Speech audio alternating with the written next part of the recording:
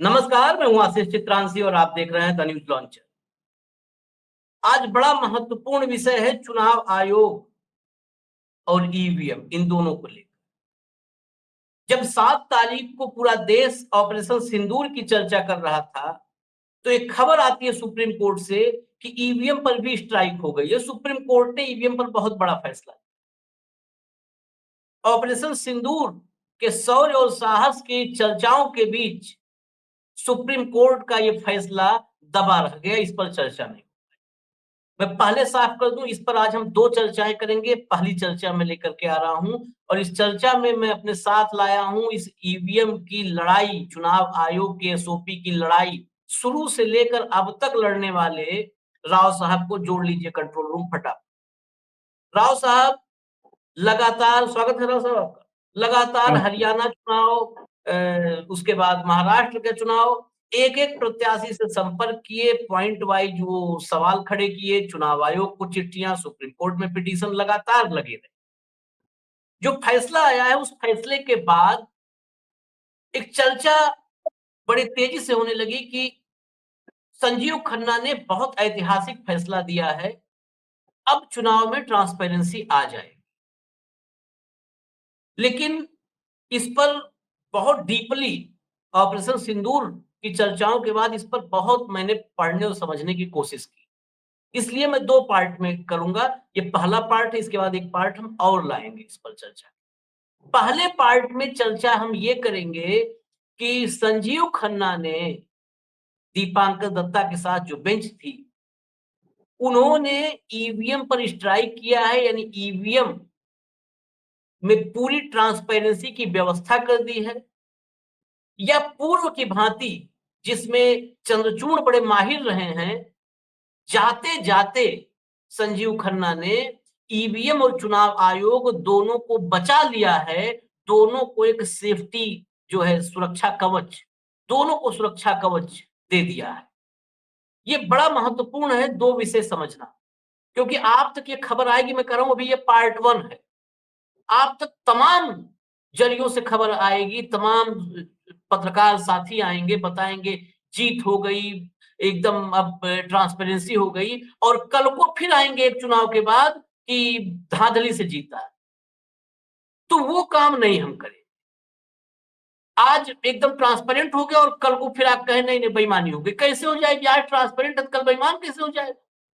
इसलिए हम आज शुरू करेंगे, पहले राव साहब के साथ एक शो हम कर रहे हैं, इसके बाद इसके और डीप एनालिसिस हम करेंगे। तो यही सवाल है कि संजीव खन्ना ने जाते जाते ईवीएम को और चुनाव आयोग को दोनों को सुरक्षा कवच दे दिया है, बचा लिया है, या ईवीएम पर स्ट्राइक कर दिया है, अब ईवीएम में कोई धांधली नहीं हो पाएगी।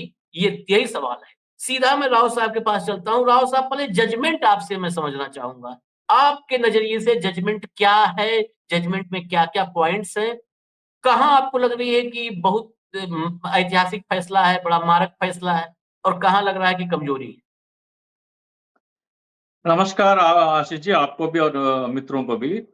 ये पूरी तरह से पॉजिटिव जजमेंट भी नहीं कर सकते, इसको पूरी तरह से नेगेटिव भी नहीं कर सकते, लेकिन एक दिशा मिली है कि ईवीएम के ट्रांसपेरेंसी की ओर एक कदम तो डेफिनेटली आगे बढ़ा है, जिसको एक दो कदम और जाने के बाद में आपको 100% ट्रांसपेरेंसी मिल सकती है। एक दो कदम और आपको तय करना, फासला उसका दूर तय करना है आपको। पहले 2024 का सुप्रीम कोर्ट का आदेश किया था, किसी भी उम्मीदवार, मतलब दूसरे या तीसरे स्थान पर जो भी उम्मीदवार है, अगर उसको शक है तो उसे अपने निर्वाचन क्षेत्र के 5% पोलिंग स्टेशनों की वो जांच करवा सकता है। और जांच कैसी होगी?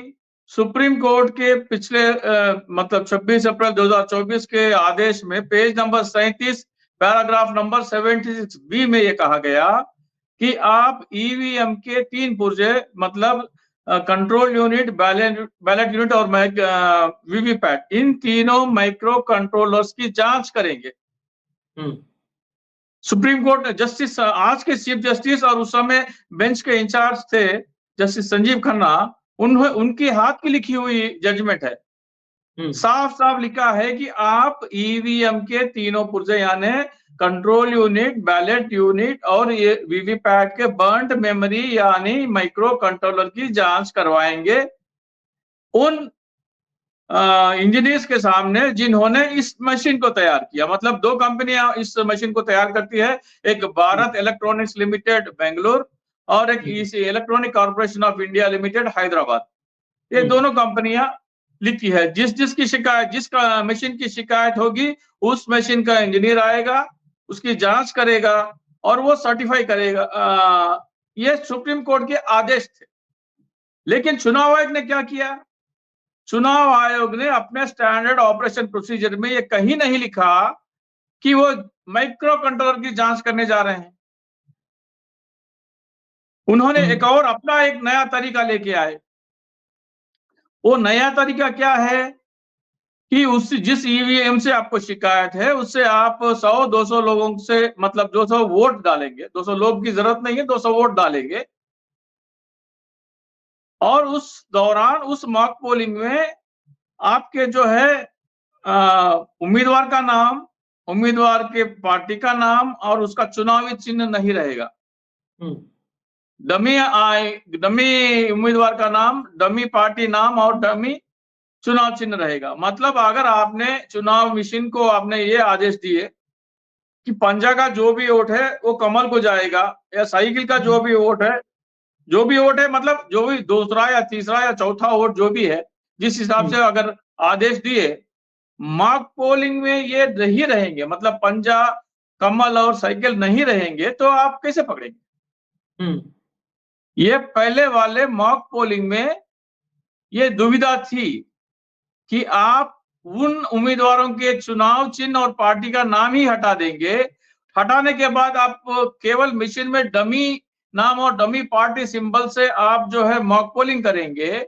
अगर आपने ऐसा आदेश दिया कि इस पार्टी का, इस चुनाव चिन्ह का वोट इस पार्टी को जाना है, तो कैसे पकड़ेंगे? वो तो डमी चुनाव में तो पार्टियों के नाम नहीं रहेंगे, वो चुनावी चिन्ह नहीं रहेंगे, कैसे पकड़ेंगे? ये एक पहली एक दुविधा थी। दूसरी बात, उम्मीदवारों ने यह कहा कि हमें मॉक पोलिंग नहीं चाहिए, हमें माइक्रो कंट्रोलर की जांच नहीं चाहिए, हमें सीधा सीधा चुनाव वाले दिन जो भी पर्चे आए वीवीपैट के, उन्हें गिनकर ईवीएम के आंकड़ों से घोषित जो परिणाम है उस पोलिंग स्टेशन से उससे मिलान करवा के दिलवा दीजिए। ना हमें माइक्रो कंट्रोलर की जांच चाहिए, ना हमें मॉक पोलिंग की जरूरत है। तब चुनाव आयोग सुप्रीम कोर्ट का आदेश उम्मीदवार को दिखाकर ये कहता था कि इसमें ये नहीं लिखा कि आपको चुनाव के दिन जो वीवीपैट आए उसकी गिनती करके मिलान करने के आदेश हमें नहीं है। सुप्रीम कोर्ट में आदेश में कहीं नहीं लिखा है। आज के फैसले के बाद में ये तीनों निकल गए, हट गए। ये तीनों जो शंकाएं थी, जो अड़चने थी, वो हट गए। पहली बात, माइक्रो कंट्रोलर की जांच नहीं करने वाली बात जो है, अभी चुनाव आयोग कहता है कि हम माइक्रो कंट्रोलर की जांच करवाएंगे। उस इंजीनियर्स को लेके आएंगे जिसने इस मशीन को तैयार किया, उसको लेके आएंगे और उम्मीदवार को ये एक्सेप्टेंस दे दी गई है कि उम्मीदवार अपने तरफ से एक इंजीनियर को लेके आ सकता है, लेकिन वो जांच नहीं करेगा, जांच का सुपरविजन करेगा। मतलब जो जांच चल रही है वो सही हो रही है या नहीं, वो तकनीकी जो उसके रीडिंग कैसे करते क्या, ये तो पता नहीं। मैं दो सवाल यहीं पे मैं रोकूंगा। दो सवाल हैं, दो। पहले जहां पर आप अभी थे वहीं से करते हैं कि आपने जैसे अभी तो, हालांकि जो आदेश जितने जगह में देखा अभी ये है नहीं, लेकिन अगर ये कहीं पर इंफॉर्मेशन है कि उम्मीदवार अपना निजी इंजीनियर ले जा सकता है और वो सुपरविजन करेगा, तो ये सुपरविजन शब्द बड़ा महत्वपूर्ण होता है। सुपरविजन मतलब अगर कोई भी प्रोसेस कहीं चल रहा है और उसमें सुपरविजन के लिए आप ले जाते हो कि एक अथॉरिटी है आपके पास कि आशीष चित्रांशी को सुपरविजन के लिए ले जा रहे हो, तो आशीष चित्रांशी बतौर सुपरवाइजर वहां पर जो भी प्रमाण पत्र होगा, ओके टेस्टेड हाँ ना, उस पर कहीं तो आशीष चित्रांशी के भी दस्तखत होंगे, मोहर होंगे। सुपरवाइजर कैसा सुपरवाइजर जो खाली चुपचाप गया, देखा और देख करके पानी पिया, चाय पिया, कॉफी पिया और लौट आया। कहीं पर आदेश में नहीं है कि अगर आपका निजी इंजीनियर आता है तो उसके सुपरविजन में जो पूरी प्रक्रिया होगी, उस सुपरविजन के बाद उस प्रक्रिया पर हाँ या ना, अच्छे या बुरे, सही या गलत का मुहर वो सुपरवाइजर लगाएगा। जी नहीं करेगा। बीईएल, बीईएल बड़ा गौर से दर्शकों के लिए महत्वपूर्ण विषय है बिंदु। BEL Bharat electronics limited Bengaluru और ईसीआईएल हैदराबाद, इन्हीं दो की इंजीनियर चेक करेंगे और यही सर्टिफाई करेंगे, यही प्रमाण पत्र जारी करेंगे। सर्टिफिकेट जारी करने का है, यही सर्टिफिकेट जारी करेंगे। भाई जब मेरा कातिल ही मेरा मुंसिफ है, भाई क्यों ये, मुझे मैं फिर ये सवाल है, ये ड्रामा क्यों? आप कह रहे हो कि चुनाव आयोग पर प्रश्न चिन्ह है। आप हम सब या तमाम जनता करिए कि चुनाव आयोग पर हमें संदेह है, हमें ईवीएम पर संदेह है, हमें बीईएल और ईसीआईएल पर संदेह है। हमने रिपोर्ट्स चलाई हैं कि बीईएल में ये जो मशीन बनाने वाली कंपनियां हैं, इसमें गुजरात के तमाम ऐसे लोग बिठाए गए हैं जो भारतीय जनता पार्टी से जुड़े हुए हैं। इस पर बड़ी एक्सक्लूसिव रिपोर्ट इस देश में आई, उस रिपोर्ट पर हमने बड़ी चर्चाएं की। तो जब बीईएल और ईसीआईएल उस सरकार के इशारे पर सरकार की मुट्ठी में कैद कंपनियां हैं, उसका इंजीनियर नहीं, उसका जीएम आके बैठ जाए, वो जीएम क्या, जब जब हमें चुनावी प्रक्रिया पर संदेह है, जब हमें ज्ञानेश कुमार, राजीव कुमार पर संदेह है, तो बीईएल का इंजीनियर वो प्यादा क्या करेगा? वो प्यादा कैसे उस हमारी संदेह को दूर कर सकता है? वो प्यादा तो सरकार का प्यादा हुआ, सरकारी प्यादा हुआ, चुनाव आयोग का प्यादा हुआ। ये बड़ा सवाल है। सुपरवाइजर को ये जिम्मेदारी होती कि सुपरवाइजर भी मशीन में नट बोल्ट खोलेगा, उस पर सर्टिफिकेट देगा, वो दूर से बैठ के देखेगा। पहला सवाल ये है। दो सवाल एक साथ कर देता। दूसरा, जो आपने कहा कि मॉक पोल पहले नहीं था, मॉक पोल भी होगा। नहीं, मॉक पोल को लेकर के मतलब मॉक पोल में पर्चियों का मिलान होगा। एक बड़ा क्लियर समझिए कि दो, एक लड़का एक लड़की मिलते हैं, एक दूसरे को समझते हैं, एक दूसरे को समझने के बाद शादी रिश्ता तय हो जाता है और फेरे लेते हैं।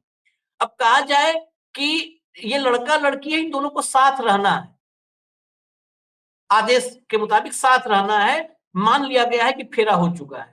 आपने कहा भाई साहब कैसे मान ले, दोनों एक दूसरे को पसंद किए, नहीं पसंद किए, कुछ भी पता नहीं है, दोनों के विचार मिलते हैं कि नहीं मिलते हैं, आगे साथ रह पाएंगे कि नहीं रह पाएंगे। आदेश आता है कि इन्हीं के जैसा गुड्डा गुड़िया बनवाओ और गुड्डा गुड़िया को आपस में बात करवा दो और उनके फेरे दिलवा दो, रहना साथ इनको है। ऐसे कैसे होगा? आप एक डे वन से, बहुत सही, मैं बड़ा क्लियर सवाल कर रहा हूं राव साहब, डे वन से मांग, हम लोग वो नहीं कर सकते कि नहीं चलिए इतना मिला है ठीक है, इतना मिला है क्या? ट्रांसपेरेंसी में दो बातें होती हैं, या तो 100% ट्रांसपेरेंसी होती है या तो ट्रांसपेरेंसी नहीं होती है। ट्रांसपेरेंसी अगर 100 से 99 भी हुई ना, तो फिर ट्रांसपेरेंसी खत्म। ये नहीं कहते कि थोड़ी सी ट्रांसपेरेंसी है। या तो ट्रांसपेरेंसी 100% होती है या तो ट्रांसपेरेंसी नहीं होती। ट्रांसपेरेंसी में 50% 40% नहीं होता है, 60% का विंडो ही इतना है कि उसमें चोरी करता रहेगा। 60% में 1% ट्रांसपेरेंसी, बहुत लोग कहते हैं 99% ट्रांसपेरेंसी, हम लोग के आम बोल चाल में है क्योंकि हम लोग इसी माहौल में रहे हैं। तो 99% ट्रांसपेरेंसी, अरे 99% शून्य हो जाता है, 1% जहां ट्रांसपेरेंसी नहीं है उसी में पूरा खेल हो जाएगा। ट्रांसपेरेंसी हो या गया तो 100% होती है या 0 होती है।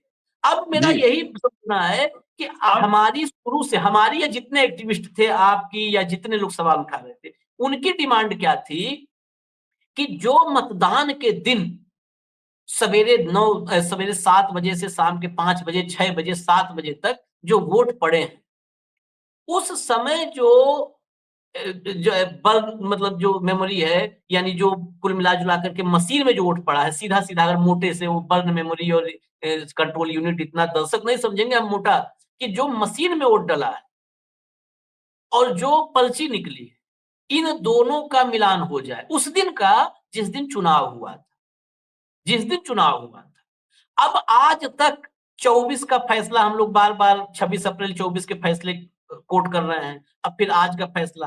बार-बार ये बात हो रही है कि उस दिन की, जिस दिन चुनाव हुआ, उस दिन के डाटा को मैच करवा लिया जाए, पर्ची को और मशीन को मैच करवा लिया जाए। चुनाव आयोग कहता है, चुनाव आयोग 25 बहाने, यही साबित करता है कि कहीं न कहीं चोर की दाढ़ी में तिनका। चुनाव आयोग बार-बार 25 चीजें कह रहा है, उसको छोड़ के सब कह रहा है।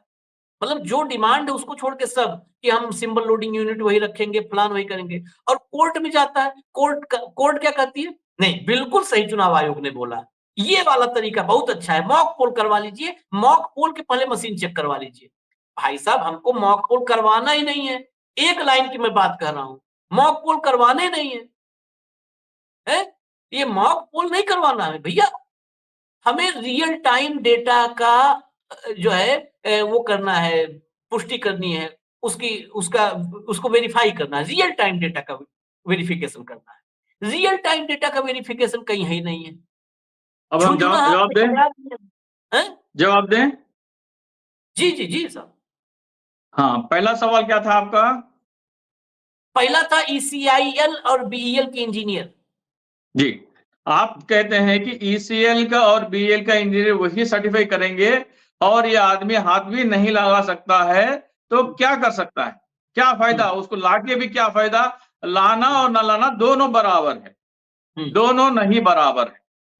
पहले जो है, जो उम्मीदवार है उसकी कोई तकनीकी नॉलेज ही नहीं होती थी, तो जो भी वो इंजीनियर कहता था, उसको मान के जो है, हाँ करके बाहर आना पड़ता था। लेकिन अभी इंजीनियर नोट्स बनाएगा और कहेगा कि इसमें ऐसा-ऐसा जोड़ किया जा सकता है, इसकी जांच इस तरह नहीं हो रही है, इसकी जांच इस तरह करवाने के बजाय इस तरह करवा रहे हैं, इसमें झोल है करके ये जो कैंडिडेट जो इंजीनियर लेके आया, वो अपनी राय रख सकता है। तो ये जो पहले उसका इंजीनियर अंदर जाने का ये सवाल ही पैदा नहीं होता। आज तक चुनाव आयोग ने जो भी चुनाव का जो मिशन जो हिस्सा था, वो किसी इंजीनियर के सामने रखने के लिए राजी नहीं था। चुनाव के खाली जिस दिन चुनाव नहीं है उस दिन वो कोई मिशन लेके आता, बोलता किसी में दम है तो आगे प्रूव करो, हम चैलेंज करता है। लेकिन जो मिशन से चुनाव हुआ उसकी जांच किसी इंजीनियर के सामने करने के लिए चुनाव आयोग आज तक राजी नहीं था। आज वो फैसला सुप्रीम कोर्ट का है कि आप इंजीनियर को लेके आ सकते हैं, उसके सामने आपको जांच करनी होगी। अगर ये कैंडिडेट चाहे तो लेके आ सकता है, तो वो ऑब्जेक्शन तो नोट्स तो लेके आ सकता है। अगले मतलब जब जांच होगी तो अपनी नोट्स बनाएगा और कहेगा, वहां तो दस्तखत नहीं करेगा लेकिन बाहर आके बोलेगा ना, आपको और मुझे मीडिया के सामने बोलेगा, ऐसा धांधली हो रहा है करके। एक इंजीनियर, एक टेक्निकल एक्सपर्ट आने वाले दिनों में ये बोलेगा, अगर वो संतुष्ट नहीं हुआ तो ये बोलेगा कि उसमें ऐसी गड़बड़ी हो रही है।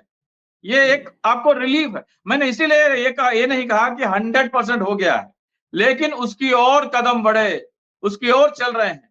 दूसरा सवाल आपका क्या था? आपने कहा कि गुड्डा गुड़िया का खेल करा दो और मतलब वो उसका दोनों फोटों का शादी करवा दो और उनको जो है मियां बीवी बन के रहना है। हाँ, रियल टाइम क्यों नहीं? रियल टाइम जी, रियल टाइम की जब आप मांग कर रहे थे, पिछले 1 साल से जब आप रियल टाइम की मांग कर रहे थे, चुनाव आयोग क्या कह रहा था? चुनाव आयोग सुप्रीम कोर्ट का ऑर्डर दिखाता और बोलता कि इसमें दिखाओ कहां लिखा है कि वीवीपैट गिनकर ईवीएम के आंकड़ों से मिलान करवाना है। चुनाव आयोग तो यही कहता है ना, उसने एफिडेविट की है हाई कोर्ट में, आंध्र प्रदेश में एफिडेविट दायर किया। कौन? चुनाव आयोग ने। उसने ये बोला कि सुप्रीम कोर्ट के ऑर्डर में ये कहीं भी नहीं लिखा है कि आपको वीवीएम गिनकर ईवीएम के आंकड़ों से मैच करके ईवीएम का जो है एग्जामिनेशन करना है। लेकिन आज वही मान रहा है कि मॉक पोलिंग में के दौरान उसको एक्सेप्ट कर रहा है, वो प्रोसीजर को एक्सेप्ट कर रहा है। मेरा यहीं पे सवाल है, मैं इसीलिए थोड़ा यही तो पूछ रहा हूं, तो आगे क्या करना है? यही मैंने कंप्लीट करने दीजिए, आपका जवाब मिल जाएगा आपको। यही तो हम पूछेंगे, यही तो हम चुनाव आयोग से पूछेंगे। अरे भाई, जब आप मॉक पोलिंग में वीवीपैट और ईवीएम के आंकड़े मैच करने के लिए राजी है, तो आ जाइए आप और विपक्ष पार्टी दोनों मिला के एक एफिडेविट दायर कर दीजिए सुप्रीम कोर्ट में कि हमें इस प्रोसीजर में कोई जब ऐतराज ही नहीं है, तो एक्चुअल पोलिंग में आपको क्यों ऐतराज है? ये सवाल तो होगा ना। पहले ये सवाल नहीं हो सकता था। पहले ये सवाल इसीलिए नहीं हो सकता था कि सुप्रीम कोर्ट के ऑर्डर में ये कहीं भी नहीं लिखा था कि आप वीवीपैट गिनकर ईवीएम के आंकड़ों से मैच करेंगे। लेकिन आज इस आदेश के बाद आपको मॉक पोलिंग में वीवीपैट गिनकर ईवीएम से आंकड़ों से मैच करने की एक प्रोसीजर आ गई है। पहले जो आपके कोर्ट के आदेश में नहीं था, आज वो कोर्ट के आदेश में है। मतलब जो प्रोसीजर आप मॉक पोलिंग के लिए अडॉप्ट कर रहे हैं, उसे आप एक्चुअल पोलिंग में क्यों नहीं करेंगे, इसका सवाल हम कर सकते हैं आज। पहले हम ये सवाल नहीं कर सकते थे। अब फिर मेरा यहीं पे सवाल है। जी बिल्कुल। जब जब पिछला आदेश आया सुप्रीम कोर्ट का, जिसके बाद चुनाव आयोग कहता था कि इसमें कहां लिखा है कि वीवीपैट और मशीन का मैच कराओ, उसके बाद जो एसओपी स्टैंडर्ड ऑपरेटिंग प्रोसीजर बनाया चुनाव आयोग ने, उसमें चुनाव आयोग ने मॉक पोल की व्यवस्था की। मॉक पोल, यही मॉक पोल की व्यवस्था की थी। आज उसने मॉक पोल की व्यवस्था की थी और हमारी डिमांड थी रियल टाइम वेरिफिकेशन की, रियल टाइम वेरीफाई किया जाए, मिलान हो, वो मॉक पोल की व्यवस्था किया था। क्या सुप्रीम कोर्ट ने उसकी व्यवस्था पर मुहर नहीं लगा दी है? क्यों हम इधर से नहीं देखते कि उसकी व्यवस्था पर उसने, आप सोचिए कि उसने जो एसओपी बनाई, उसकी एसओपी पर आज सुप्रीम कोर्ट का की मुहर लगी है। ये हमारी नहीं, हम जो हमारी या जो लोग को संदेह था, उनकी डिमांड मानी गई कि चुनाव आयोग की डिमांड मानी गई। मैं इस आदेश को बड़ा एग्जामिन करना चाहता हूं। डिमांड तो मानी गई है आयोग की ना। उसने कहा कि साहब मॉक पोल पहले मशीन वेरीफाई हो जाएगी। प्रोसेस समझिए दर्शकों, पहले मशीन वेरीफाई हो जाएगी, बीईएल ईसीआईएल के इंजीनियर मशीन को वेरीफाई कर देंगे, डेटा डिलीट नहीं होगा, वो बल्क मेमोरी और ये बहुत बड़ी बात, ये बहुत बड़ी बात। Control unit, bulk memory. लेकिन उसमें भी क्या है, मैं उस पे मैं आऊंगा, मैं आगे नेक्स्ट प्रोग्राम इस पर करूंगा कि क्या होता है कि आपने पूरा चूहे को पकड़ने के लिए आपने चीन की दीवार बनाई है। चूहे पकड़ने के लिए चीन की दीवार बनाई, क्योंकि दीवार बड़ी दिख रही है, हेडलाइन लगेगी। बेसिकली जब हेडलाइन मैनेजमेंट होने लगे, वो न्यायपालिका और कार्यपालिका व्यवस्थापिका जब सारे हेडलाइन के लिए काम करने लगते हैं, और उसके साथ साथ पत्रकार हम लोग भी जब सिर्फ हेडलाइन के लिए हम लोग काम करते हैं, तो देश में 80 मतलब जो असल मुद्दे होते हैं ना, वो गुम हो जाते हैं, क्योंकि सबका फोकस हेडलाइन पे है कि हेडलाइन से हमारा डंका बजेगा। चूहा पकड़ने के लिए चीन की दीवार बनाए और नीचे सब छेद ही छेद। चूहा जाएगा आएगा, घूमेगा, चूहा मौज से घूमेगा, इधर से कुतर के जाएगा उधर, उधर से कुतर के आएगा इधर। अरे चीन की दीवार का चूहे पकड़ने के लिए कोई जरूरत नहीं है। चूहे पकड़ने के लिए आप होल बंद करो, होल बंद करो। यही बात मेरा कहना है कि आपने सारा कर दिया व्यवस्था। मेमोरी जो कहा, बर्न चिप की मेमोरी नहीं डिलीट की जाएगी, लेकिन क्या व्यवस्था किया, बर्न चिप की मेमोरी नहीं डिलीट की जाएगी, जो कंट्रोल यूनिट है वो, और फाइल लोडिंग यूनिट है, वो सब कुछ चेक करेगा, सब जांचेगा। मैं खाली एक प्रोसेस बता दूं जो फैसले में, सब जांच करेगा बीईएल या ईसीआईएल का इंजीनियर, और वो कह देगा सब कुछ ओके है। उसके बाद प्रत्याशी को डेटा बटन दबाया जाएगा, बटन दबा करके मशीन का डेटा दिखा दिया जाएगा। ठीक, मशीन का डेटा जो है मेमोरी में, वो डेटा दिखा दिया जाएगा। उसके बाद बटन दबा करके आपको जो है उसका वीवीपैट वाला डेटा दिखा दिया जाएगा, और दिखाने के बाद इस डेटा को डिलीट कर दिया जाएगा, डिलीट किया जाएगा। और डिलीट करने के बाद फिर से मॉक पोल करवाया जाएगा कि अब मशीन इंजीनियर ने कह दिया है मशीन ठीक है, डेटा आपने देख लिया, डेटा है। देखिए डेटा, मेरा बहुत, इस सवाल को आप लोग माने ना माने, मेरा बड़ा क्लियर सवाल है राव साहब। जब आप डेटा दिखा रहे हो, ये मशीन का डेटा है और ये उधर का पर्ची का डेटा है, तो इसका मिलान करवा दो, दिखा करके डिलीट करवा दो, दिखा करके डिलीट करवा दो और फिर मॉक पोल करो। ये गजब का, इसमें अगर किसी को नहीं संदेह हो रहा है तो फिर हो सकता है ना हो, लेकिन मेरा संदेह पूरा है। आप दिखा करके डिलीट कर दोगे और मॉक पोल करोगे। भाई साहब जब इतनी मेहनत किए हो, आप दिखा रहे हो, मशीन चेक करवाए, दिखा दिए, तो जितने टाइम में मॉक पोल करोगे उतने ही में पुराना डाटा वेरीफाई हो जाता। यही तो पूछना है, तो यही तो पूछना है। नहीं, अरे यही तो पूछना है, चुनाव आयोग से यही तो पूछना है। इसीलिए तो मेरा नहीं, चुनाव आयोग से क्या पूछोगे आप? यही बात तो मैं कह रहा हूं कि जब सुप्रीम कोर्ट में जब ये सब कुछ हुआ था, तो सुप्रीम कोर्ट क्या इतना इतना जज साहब हमारे सीजेआई इतना नहीं समझते कि जब ये आप दिखाओगे, मिलाओगे कि ये देख लो और देख के डिलीट कर दो? नहीं, देख के मिला दो, ये तो सुप्रीम कोर्ट के जज साहब हमारे सीजेआई कर सकते थे ना। जब दिखा ही रहे हो भाई साहब, तो मैच करवा दो। ये आगे का मॉक पोल का तमाशा क्यों कर रहे हो? नहीं, ये दिखा के डिलीट करवा दो, फिर मॉक पोल कर लो। जब ये सुप्रीम कोर्ट के सीजेआई की बेंच का फैसला है, तो हम इस फैसले को कैसे, इस फैसले पर जश्न मनाएं और ताली बजाएं?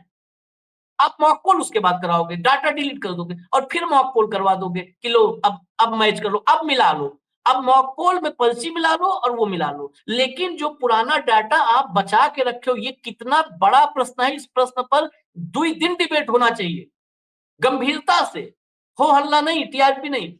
कि जब सुप्रीम कोर्ट ने कह दिया कि डेटा आप शो करिए कैंडिडेट को, मतलब आप डेटा डिलीट नहीं करेंगे, आपको बर्न चिप भी, मेमोरी भी रखनी होगी, सब रखना होगा डेटा। तो जब डेटा दिखा रहे हो साहब, तो वही डेटा काउंट करवा दो, गिनती करवा दो, वेरीफाई करवा दो, खत्म।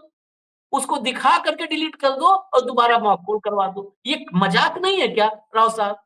मजाक ही तो है, मजाक ही तो है। लेकिन यही तो आप मतलब क्या है। कह रहे हैं, आपका और मेरे मेरे में एक डिफरेंस क्या है, आप सुप्रीम कोर्ट को भी शक की नजर से देख रहे हैं।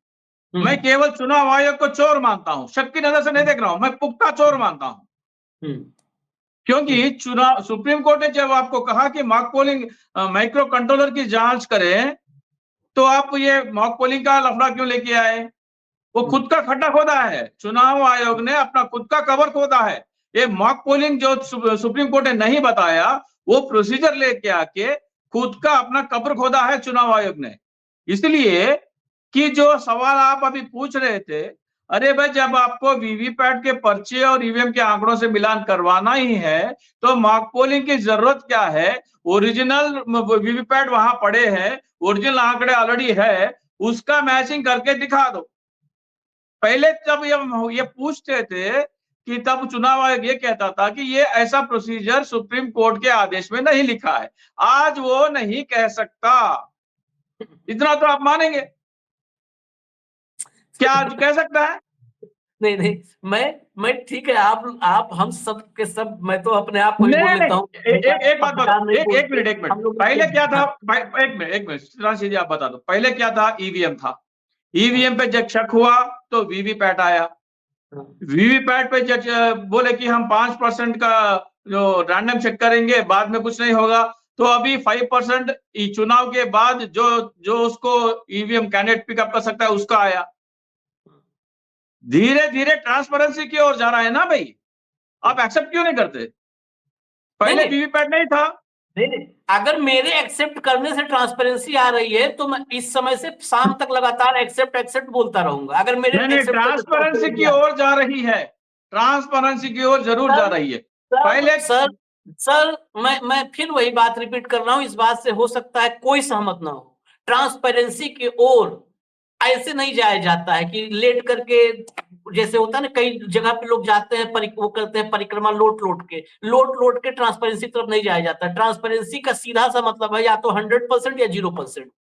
जी, आप धीरे जो जब धीरे वो लोकतंत्र में होता है, भारत लोकतंत्र नहीं है। तो वही बता भारत रहा की हूँ जनता क्या लोकतंत्र है? क्या जिम्मेदार लोग हैं हम? कोई तो सड़कों बस पे निकल के आए क्या? अब ये मारकर वाड़ी छोड़ के कोई सड़क पे आया क्या? हम्म जिस दिन वोट के दिन नोट मिले, वोट डाले, बटन दबाए, चले गए। हम्म लोकतंत्र से किसको पड़ी है? तभी ऐसे चले गए, कदम बे कदम, धीरे धीरे चलेगा। अगर लोकतंत्र होता तो ये सरकार कब की बर्खास्त हो गई होती। हम्म लोकतंत्र होता तो सरकार बर्खास्त हो। लेकिन जो जैसे जैसे डाउट्स आ रहे हैं, वो डाउट क्लियर करने के लिए मान रहा है, सुप्रीम कोर्ट भी मान रहा है। पहले सुप्रीम कोर्ट ईवीएम को करेक्ट कर जाता, वीवीपैट की बात नहीं होती, फिर वीवीपैट को लेके आए, वीवीपैट को उसके बाद में उम्मीदवार के हिसाब से 5% चुनने की अभी दे दी गई। उसमें मॉक पोलिंग का नहीं था, मॉक पोलिंग का अभी अभी पूछेंगे ना। आप उम्मीद क्यों छोड़ रहे हैं? नहीं, मैं उम्मीद कहता तो हूं नहीं छोड़ रहे हैं साहब, उम्मीद हम नहीं छोड़ रहे हैं, उम्मीद नहीं छोड़ रहे हैं। तीन आप चार तीन चार इसमें महत्वपूर्ण अंश है। पहले जो आप वीवीपैट को और आंकड़े को मैच करने की वाली बात सुप्रीम कोर्ट के ऑर्डर में नहीं था, आज सुप्रीम कोर्ट के ऑर्डर में है। अब हम ये पूछेंगे सुप्रीम कोर्ट से, जब आप मॉक पोलिंग के इसमें आपको एतराज नहीं है तो एक्चुअल पोलिंग में क्यों एतराज है? अगले पिटीशन में जाएगा ना, क्यों नहीं जाएगा? अगला पिटीशन तो वही होगा हमारा।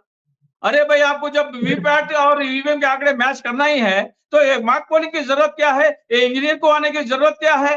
इंजीनियर को बीएचईएल से ईसीएल से आने की जरूरत ही क्या है? आपके पास पर्चे पड़े हैं, आपके पास आंकड़े हैं, मैच करके दिखा दो। और दूसरी बात, सबसे अहम बात, पुराना डाटा पुराना जो सिंबल्स है, चुनाव के जो सिंबल्स है वो वही रहेंगे, उसको चेंज नहीं होगा। वो हमने बात की क्या? ऑलरेडी बोल दिया क्या? नहीं हाँ, ये सब इस पे तो हो गई चर्चा हो गई, पूरी करीब हो गई है। एक फाइनल एक और बात, हाँ। एक और बात जो है, आप जो उसका फीस जो रख रहे थे एक चुनाव मशीन की जांच के लिए 48,200 रुपया, सुप्रीम कोर्ट ने यह कहा कि बहुत ज्यादा है, इसको जितना हो सके कम सके, ड्रास्टिकली ब्रिंग इट डाउन। मतलब करीब करीब 2-2,500 3,000 के आसपास होगा। एक और प्रश्न हम चुनाव आयोग से अगले इसमें हम 4-5 प्रश्न पूछने वाले हैं। उसमें क्या है कि जब आप वीवीपैट की गिनती में आपको एतराज नहीं है तो एक्चुअल चुनाव के क्यों नहीं गिनते?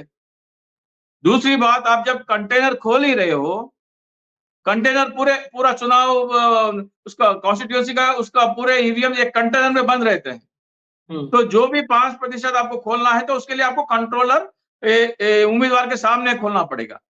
तो जब आप उम्मीदवार के सामने खोल ही रहे हो, 5% क्यों? आप उसको जितना पैसा भरे उतना खोलो। चुनाव परिणाम तो आपने घोषित कर दिए, आप कहते हैं कि जो आपको ईवीएम में कोई झोल नहीं है, वो जितने चाहे जांच करवा ले, आपको क्या एतराज है? ये भी हम पूछने वाले अगले इसमें।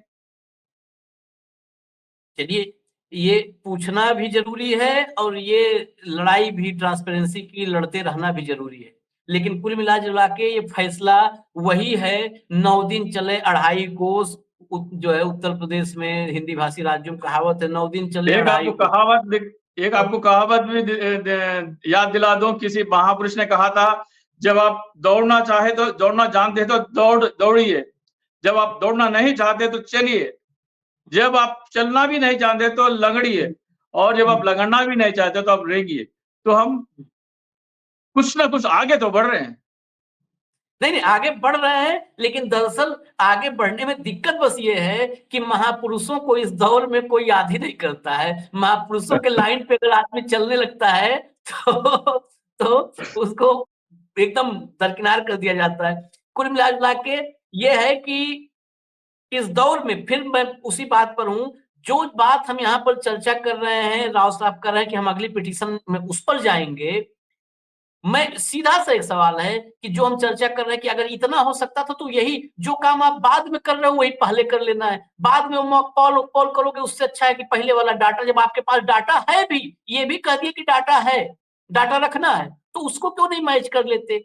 ये सवाल या इतना सिंपल सा लॉजिक, मुझे लगता है, मेरी भावना है कि संजीव खन्ना साहब मुझसे कम से कम 2-4 लाख गुना ज्यादा बुद्धिमान हो, जी बहुत बुद्धिमान बिल्कुल। होंगे। लेकिन जब तो क्या नहीं, जब अभी कहा राव साहब ने कि क्या सुप्रीम कोर्ट पर संदेह है, मैं तो संदेहवादी व्यक्ति हूं और मुझे भरपूर संदेह नहीं, मुझे भरपूर संदेह है कि जो व्यक्ति मुझसे लाखों गुना ज्यादा बुद्धि वाला है, लाखों गुना ज्यादा बुद्धि वाला है, हम तो उसके सामने तुच्छ हैं, बुद्धिहीन, वो व्यक्ति क्या ये सवाल नहीं समझ पाया कि जब आप डाटा दिखाओगे, सब कुछ करोगे तो उसको मैच करना। और दूसरी बात एक और, मनिंदर सिंह जो चुनाव आयोग के वकील हैं, उनकी एसओपी पर मोहर लगाया है। ये सुप्रीम कोर्ट ने नहीं कहा है, ये चुनाव आयोग ने ही कहा है कि सिंबल लोडिंग फाइल हम वही रखेंगे, सिंबल लोडिंग यूनिट वही रखेंगे, और ये एसओपी चुनाव आयोग लेके गया था। चुनाव आयोग की ये एसओपी जिसमें तमाम फेरबदल करके ले गया, उस पर मुहर लगा दी। बड़ा सवाल ये है कि ट्रांसपेरेंसी ऐसे सिस्टम में एक झटके में आएगी या धीरे धीरे आएगी, जिस सिस्टम में तू डाल मैं पात वाले हिसाब पर लोग चल रहे हैं, वहां पर एक झटके में ट्रांसपेरेंसी लाया जा सकता है, या कभी ये मुमकिन है कि धीरे-धीरे आए? क्योंकि तू डाल-डाल, मैं पात-पात, जब एक कदम हम आगे बढ़ेंगे, तो दूसरा रास्ता निकाल लेगा। जब मशीन पर संदेह हुआ, तो उसके बाद क्या आया? मशीन पर संदेह होते-होते नया बवाल आ गया कि जो है, पहले तो था कि वोट इधर से उधर ट्रांसफर हो जाते हैं मशीन में।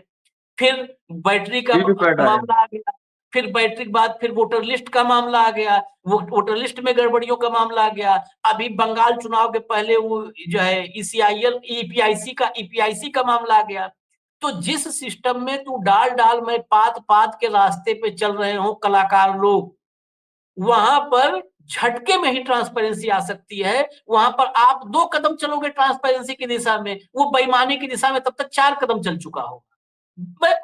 मैं मतलब व्यवहारिक बातें समझने और समझाने की कोशिश करता हूँ राव साहब। जब तक हम, क्योंकि हमको ईमानदारी से 2 कदम भी तय करना है, तो जब तक हम ट्रांसपेरेंसी की दिशा में 2 कदम बढ़ेंगे ना, तब तक बेईमान 4 कदम बढ़ चुका होगा, 6 कदम बढ़ जी, चुका होगा। तो जी। ऐसे में एक झटके में ट्रांसपेरेंसी की उम्मीद करनी चाहिए। बहुत सारी बातें हैं कहने के लिए, अभी चर्चा हम इस पर एक और एक लाएँगे। एक एक क्लोजिंग हाँ, रिमार्क दे दूं। बिल्कुल, बिल्कुल। आपने कहा कि चीफ जस्टिस क्या इतने बुद्धिमान नहीं है। जस्टिस मतलब जजमेंट उन मुद्दों पे दिया जाता है जो दलील आपके सामने पेश किए जाए। हुँ, अगर ये पेश किया होता, हुँ, हमें ये देखना है कि ये जो उम्मीदवारों के जो वकील है, क्या उन्होंने ये पेश किया कि मॉक पोलिंग में जब आप वीवीपैट जांच कर रहे हैं, तो एक्चुअल वीवीपैट गिनने में आपको क्या आपत्ति है? ये दलील क्या सुप्रीम कोर्ट के जज के सामने गई है या नहीं? ये देखना है ना। अगर ये नहीं है, अगर वो दलील पेश ही नहीं हुई है, तो उसको कैसे इग्नोर कर सकते हैं? हमें ऐसे मतलब नाराज नहीं होना चाहिए, बिना भरोसे नहीं होना चाहिए। मैं तो इसको एक पॉजिटिव कदम देख रहा हूँ। मैं देखता हूँ कि जीत की दिशा की ओर एक जबरदस्त कदम है ये। चलिए, जीत की दिशा की तरफ जबरदस्त कदम अगर लग रहा है, तो हम पूरी बधाई देंगे और आगे के लिए, आगे की लड़ाई के लिए शुभकामनाएँ देंगे। लेकिन फिर नमस्कार। भी मैंने कहा कि ये बेसिकली यहाँ पर हम दोनों बैठे थे, इस शो में जब बैठे थे, तो हम दोनों ही, क्योंकि इस विषय से मैं बहुत लंबे समय से, सबसे ज़्यादा शो मुझे लगता है हमने किया होगा, और राव साहब के साथ भी कई। तो इससे मेरा निजी तौर पर बड़ा वो है, जुड़ाव है, तो हम बतौर एंकर नहीं बैठे थे, आज हम दोनों नहीं, मिलकर नहीं, के ये बहस कर जनता रहे हैं। के लिए बहुत अच्छी बात है। मतलब ये ऐसा ही होना चाहिए, डिबेट ऐसा ही होना चाहिए। ये एक्चुअली आप जो कर रहे हैं, अगर गोदी मीडिया का हर एक एंकर कर रहा होता, तो देश की हालत ये नहीं होती। चलिए राव साहब, इस पे फिर मिलेंगे हम, क्योंकि ये अभी ये मेरे मन की शंकाएं समाधान होने के बजाय बढ़ गई हैं, तो हम और मिलेंगे इस विषय पर, फिर मिलेंगे चर्चा करने के लिए। आप न्यूज लॉन्च को देखते मैं रहिए। हाँ, हाँ। गोदी मीडिया से कहता हूं कि चित्रांशी जी से कुछ सबक सीखे, उनसे एंकरिंग सीखे और सवाल कैसे पूछना है जिस सीखे, ताकि देश का भला हो, लोकतंत्र का भला हो, जनता का भला हो।